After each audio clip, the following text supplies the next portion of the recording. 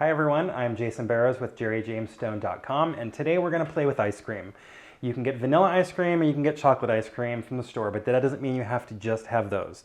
Today we're going to mix different things in to our ice creams. You can mix in chocolate chips, nuts, dried fruit, pretty much anything you like, and make it your own. So here we go.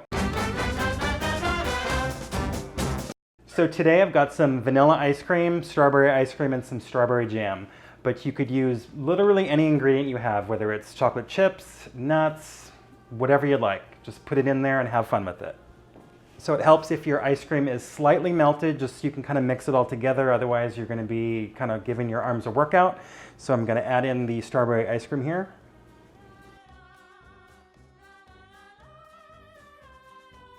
So we're just going to swirl the two ice creams together. Make sure we get them mixed well, but not well enough that they're one color. You still want some definition of each kind of ice cream. Next, we're going to add in our jam, and at this point, just any of the other add-ins you want, and go to town. All right, so we're just going to swirl all that together now.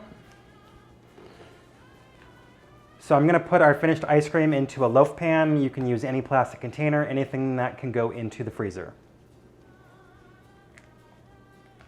All right, we're just going to smooth everything out now. Make sure it's nice and level. So you want to make sure that your ice cream is firm before you take that out, and then it is ready to go. We use jam today. You can use any kind of jam. You can use cookies, frozen fruit, chocolate chips, pretty much anything.